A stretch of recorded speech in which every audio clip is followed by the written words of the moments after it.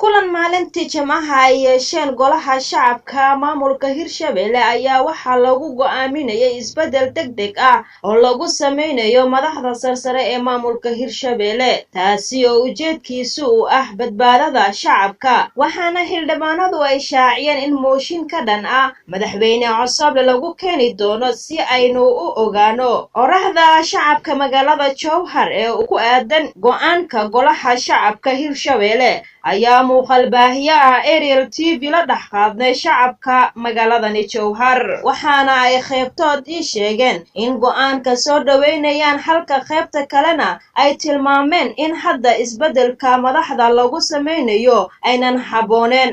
aniga waxaan soo dhaweeyaa in la bedelo maxaa yeelay in badan oo joogay wax uu soo kordhiyay ma jiraan maadaama uu la kordhin marka waxa jeclaanahay in mid kale inta la bedelo si uu mid kale inta ku yimaado isbedelkiisana ku fiirno waxa kamid ah wax qabad la'aan qaasatan hadda meeshan caasimadda Hirshabelle ahayd ilaa ay haddana kuma aragno wax qabad oo Hirshabelle ay qabato bataata ma aragno marka saas awgeed waxaan jeclaysay in hadda ka dambe mid kale inta hadii uu yimaado oo Ilaahay noo kaso in aan mataqaan oo isbedel oo keeno abwaan daahir qaran oo siyaas ka faalooda arrimaha maamulkani ayaa sheegay in su'aasha weyn ee ka taagan tahay waxaana maamulka Hirshabelle sanad guurada koowaad ay shacabka u soo bandhigayaan go'aanka xilka loogu tuurayo madaxweyne Cali Cabdullaahi Cosoble ayaa ahaanaya mid kicinkiisa guud ahaan magaalada Jowhar gilgiliyay ilaahay mas'uuliyadda ku eeganay sideeda uma dhaqmin tusaale markaan ka soo qaato waxa la leeyahay hadda baarlamaanku waa furan yahay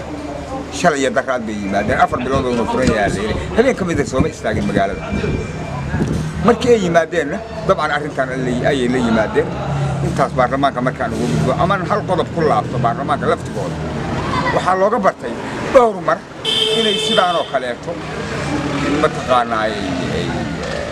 sameeyaan xiisad ka dhan ah ama guddoonka baarlamaanka ama madaxweynaha ka bacdina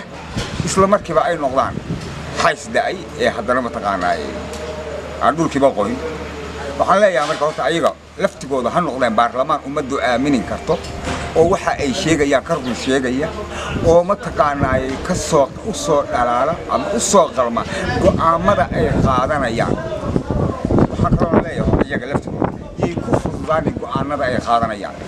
midka ay ku dhaqaaqaan ha ka dhabeeyaan oo ummadda runaa u sheegan ilaahay ka baqaano ummadda ay betelaan runaa u sheegan baarlamaanka inta markaan ugu gudbo Hirshabelle waxay u baahan tahay samata bixin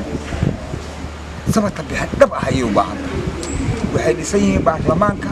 iyo mataqaanay xukuumadduba 10 bilood baarlamaanka waliba habeenaa dheer waxaan la yaabanahay waxa ay nala soo hor istaagin doonaan sanad guurada soo socota waxa ay noo sheegi rabaan ummadda ku qalcin rabaan xukuumadda iyo baarlamaankuba taas laftigeeda ayaa mataqaanay isweydiin u baahan Fartuun Abdurrahmaan Aadan Fartuun Baxsan Ariel TV Jowhar